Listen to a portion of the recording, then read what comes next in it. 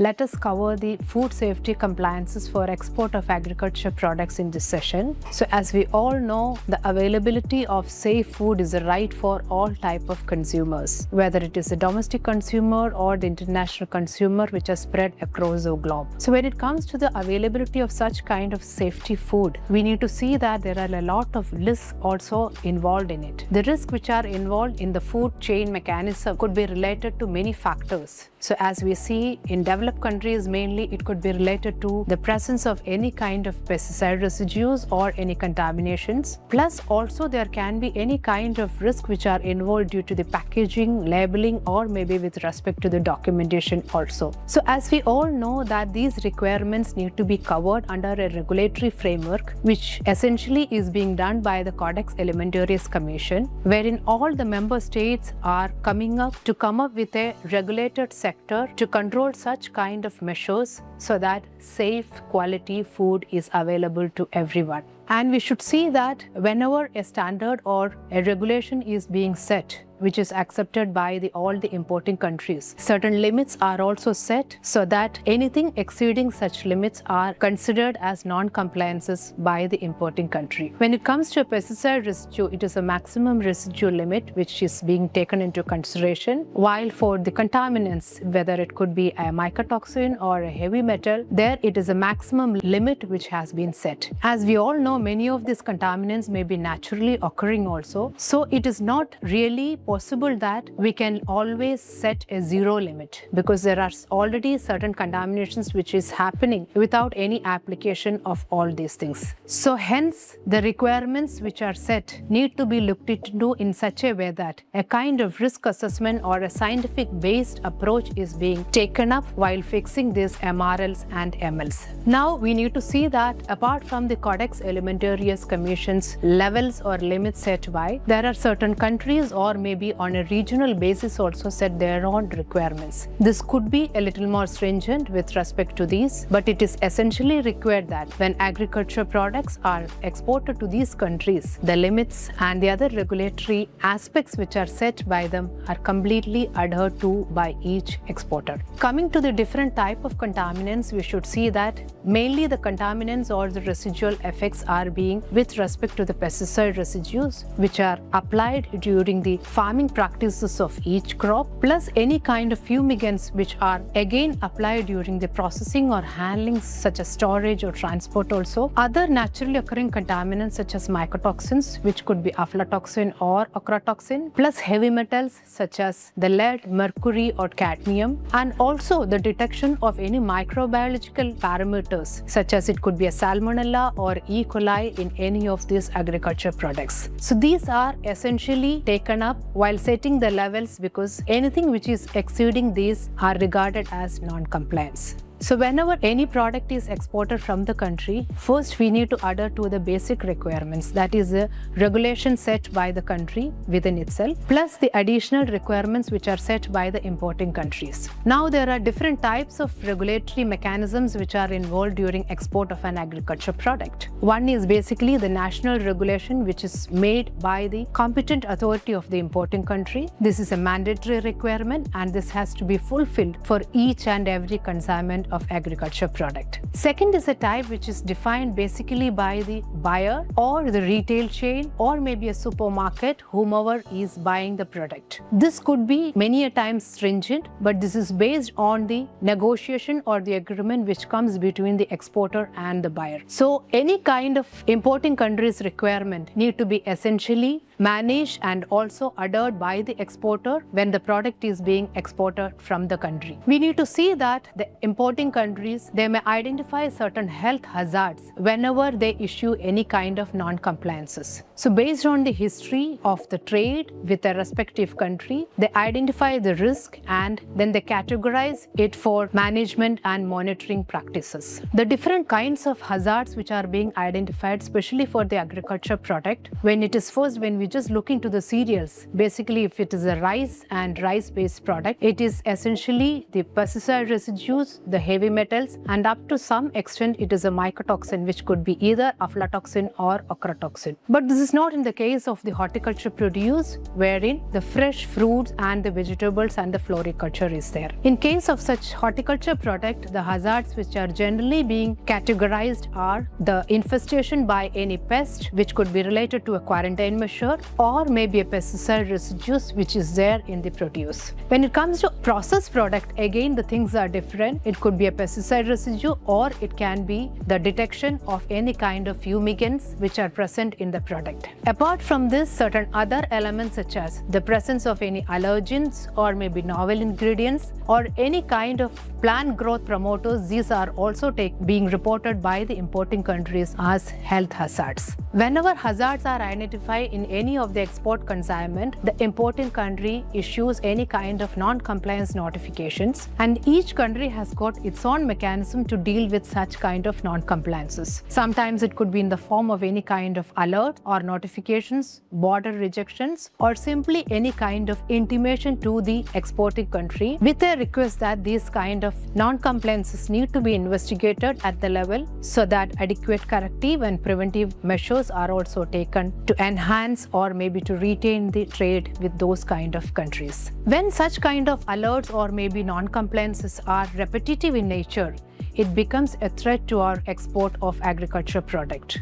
And this we see generally when it comes to the situation of developed countries, wherein there is a mechanism is involved so that they keep a track on such kind of notifications. And when the notifications cover a certain kind of numbers, then they impose certain official control mechanism also for import from such kind of countries. This official control system covers maybe enhanced frequency check, whether it could be identical or in terms of the documentation, plus mandatory sampling and analysis, which is required for the referred pesticide residues, and also issuance of an official certificate. So as an exporter, we need to look into that. The imposition of such kind of official control measure is giving a threat to the continued export, because once it is imposed by the importing country, it is very difficult to reverse their decisions. We need to make sure that a strengthening of our mechanism is being imposed in place to convince the importing country that adequate corrective and preventive measures are taken up based on the identified root cause by our system. And it is also necessary that such kind of strengthening measures are put into place and the number of such alerts or the non-compliances are reduced for a certain review period. Since we have identified the risk involved in such cases, we need to also look into the mitigation measures which we need to take into consideration at each level of handling of the produce. At the farm level, we need to see that the package of practices which have been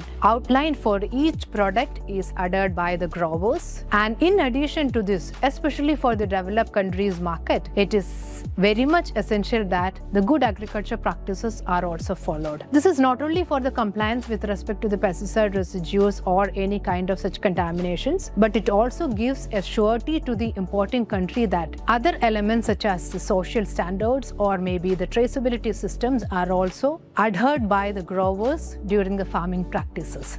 Coming to the food processing and the handling sectors, certain kind of HACCP requirements, or maybe I would say that the food safety and the hygiene requirements are also need to be fulfilled. Always we need to ensure that the minimum requirements are fulfilled, but in addition to that, if anybody wants to go for any advanced certifications such as ISO 22000, British Retail Consortium or SQF, such kind of certifications can also be attained to make sure that the compliance is met, and more of that, the buyer is more satisfied with the product also. Certain buyers also request for any sustainable standards certifications, which also enables them to have more confidence in the market.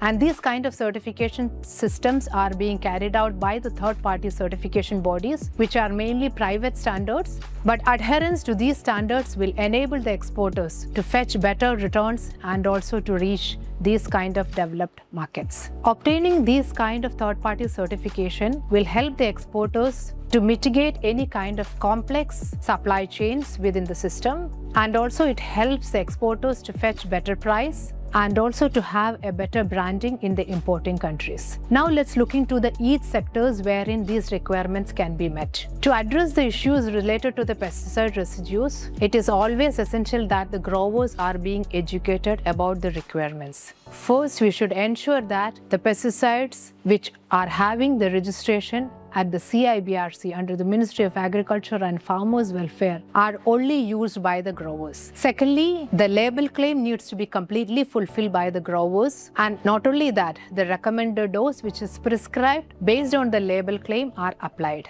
The growers always need to look into that there is no blanket application of any kind of pesticides or agrochemicals during the farming activities, including any kind of plant growth regulators. When it comes to the mycotoxins, generally it is aflatoxin, which is very common, and this is generally seen in case of cereals such as rice and also some oil seeds. So starting from the land preparation onwards, the grower needs to make sure that he follows the package of practices, especially the critical stages at which the crop is being grown. Adequate measures are taken so that the aflatoxin levels are reduced and eliminated at the level of production itself. Not only during the farming practices, during the harvesting, post-harvest practices, and also during the processing and handling of the produce also, the exporter needs to make sure that the storage and the transport of the produce is being done in such a way that the level of aflatoxin is reduced as much as it can be. Coming to the heavy metals, we again know that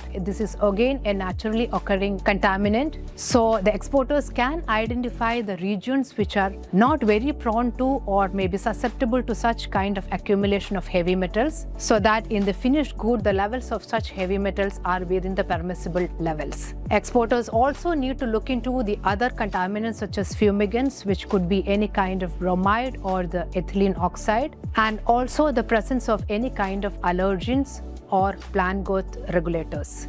Even if the exporter takes adequate measure to mitigate such kind of measures, we always see that maybe the newcomers such as new exporters may not be able to come up to that level. So APEDA as an export promotion body helps the exporters to maintain the food safety and the quality by establishment of residue monitoring plan within the country. This is based on the challenges which are being identified and also being faced by the exporters, and it depends on destination and the hazards which are being identified by the importing countries for the products which are sourced from India. Accordingly, a residue monitoring plan has been developed by APEDA for certain products, and this is being followed with respect to the table grape export from India to the European Union. Similar mechanism has also been evolved for aflatoxin control in peanut and peanut products, and we have recently expanded such kind of monitoring plan for some vegetables such as green chili and drumstick also. Now in this system, all the operators are identified, the roles and responsibilities are assigned to each of them. And since many of the organizations and the ministries or departments are involved in the monitoring and validation of the information, everybody is put under one umbrella under the traceability system which has been developed by APEDA. In case of the grapes, the farm registration is done by the state agriculture or horticulture department. Not only the registration, the monitoring of the farm is also done by them. And then this harvested produce are taken up for processing and handling only in the APEDA and the NPPO recognized packhouses. For the export of table grapes to European Union, it is required that the farms which are being sourced these grapes are registered by the state horticulture or the agriculture department. And not only that, they need to register it, they need to monitor and having a surveillance mechanism in their system to make sure the incidence of the pest is mitigated. Also that the agrochemicals which are applied by the growers are permitted for application. And the harvested produce are processed and packed in the packhouses which are recognized by APEDA and the NPPO under the Ministry of Agriculture and Farmers Welfare.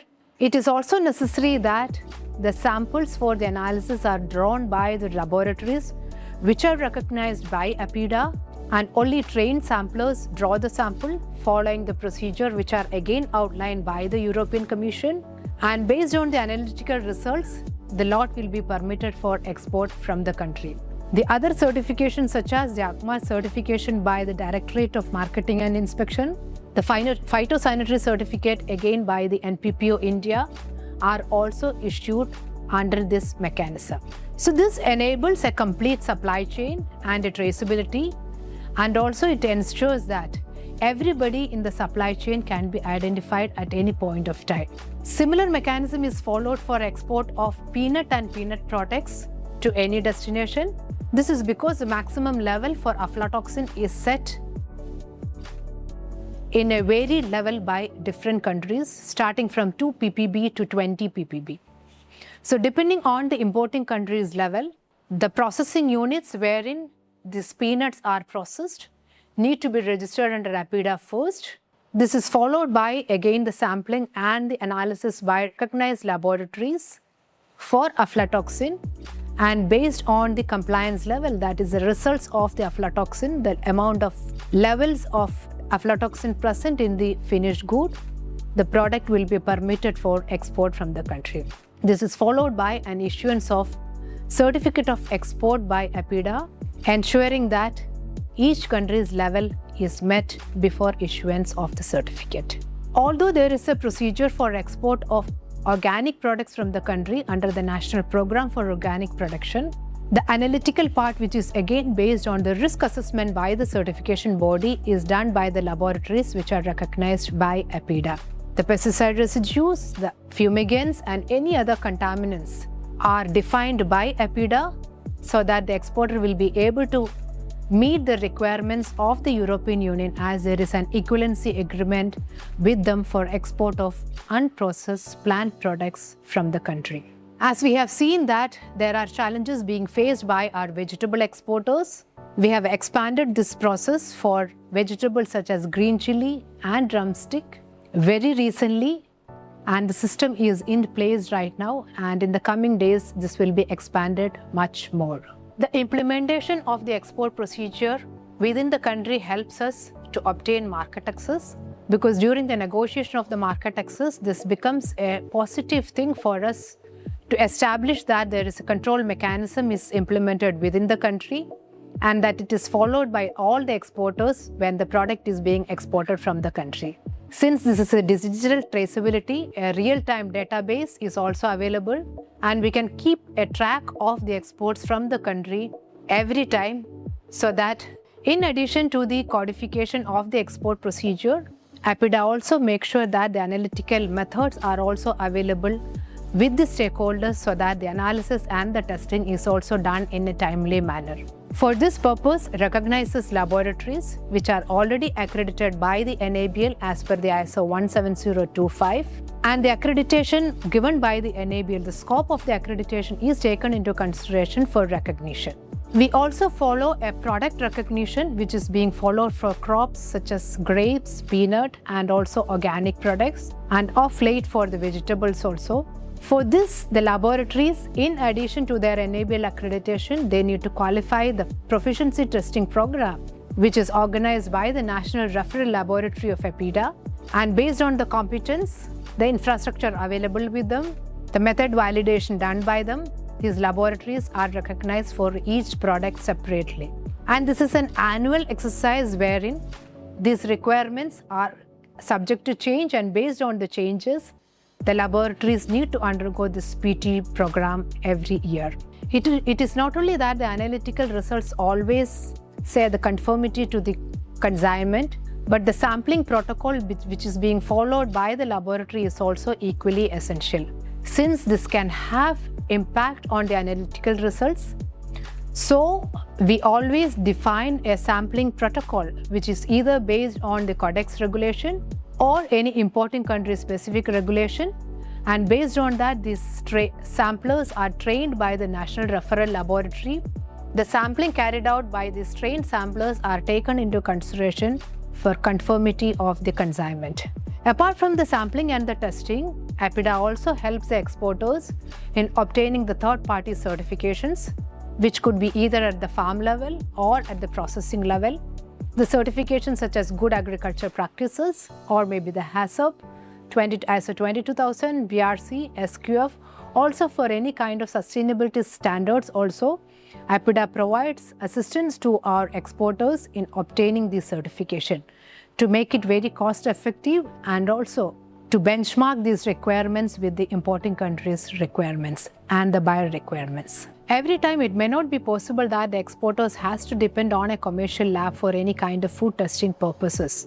If they have to go for any kind of analysis, especially on a routine basis for the raw materials which they may receive, or on a batch basis for any kind of finished good, many of the exporters, they develop their own in-house facilities for which also APEDA provides assistance so that they can have an enhanced quality control mechanism within their own system.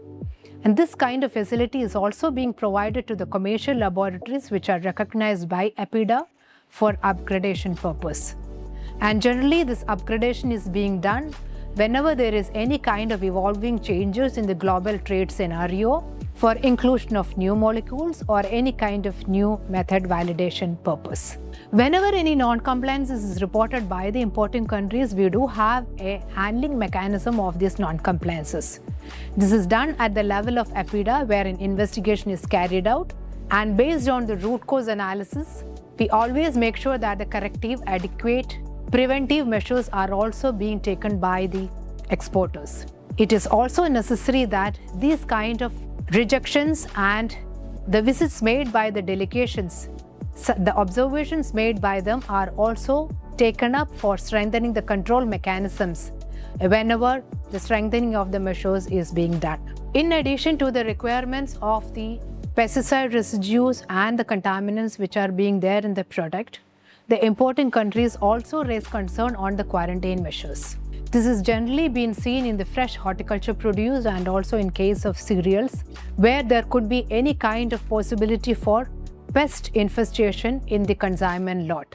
And we see that any kind of treatment protocol which is being imposed by the importing country, APEDA provides facilitation that the exporter meets such kind of requirements, and also to set up such kind of facilities within their units, APEDA provides assistance to the exporters. This can be with reference to the treatment protocols which are being followed for the export of mangoes from the country, whether it could be the irradiation, vapor heat treatment, or the hot water treatment, or maybe for the grapes, or it could be also for the pomegranates, whether it can be irradiation, or with respect to the export of rice, especially with respect to the incidence or detection of copra beetle in the rice consignments also. As the regulatory requirements are dynamic in nature, we make sure that adequate capacity building programs are organized by APEDA, and these kind of programs are mainly for the exporters, but in addition to the exporters, we also sensitize the state agriculture and horticulture officials to make sure that at the ground level also the compliance are being met, and plus the laboratories which are involved in the analysis and the sampling are also given adequate training. Now, whenever there is any change of regulatory requirements, this is also being circulated to the exporters by issuance of any kind of advisories, or sensitization programs are also organized by APEDA in the form of knowledge exchange sessions. It is also essential that to keep the interest of Indian industry in the global platform, APEDA participates and contributes in the Codex committees, especially the Codex Committee on the Contaminants in Foods, the Codex Committee on the Fresh Fruits and Vegetables, and other committees wherein APEDA has been involved in developing standards and also setting up labels. This has been a major initiative from APEDA's side to make sure that wherever India is having a strength, such commodities are given priority, and also the levels and the standards which have to be met by all the Codex countries are in favor of APEDA's India's trade. Quality of food is utmost important when it comes to the food safety, the public health, and also for the brand building exercise. Quality of the food is utmost important when it comes to the food safety and hygiene and the brand building exercise, in addition to the public health. So it is also always essential that all the handlers in the supply chain are aware of the requirements and they take adequate measures to eliminate any kind of non-compliances in the export consignments. As a credible supplier of agriculture product, India has got a diverse basket and can offer many agriculture produce which can be either fresh or processed. So it is essential that all the consignments from the country are meeting these requirements and these food safety and hygiene requirements are adhered to. Adherence to the compliance to the requirements will benefit the farming community and also help us to have a sustainable ecosystem. Quality of food is utmost important for the safety of the consumers and also for the brand building exercise and to enhance the public health also. And this also helps us for better market penetration and also to enhance the competitiveness of Indian agriculture products in overseas market. India has got a wide range of products to offer it to the global market. So as a credible supplier of agriculture products, it is our combined responsibility that everybody in the supply chain adheres to the requirements so that the farming community is benefited and also that the sustainability of the ecosystem is maintained. Thank you.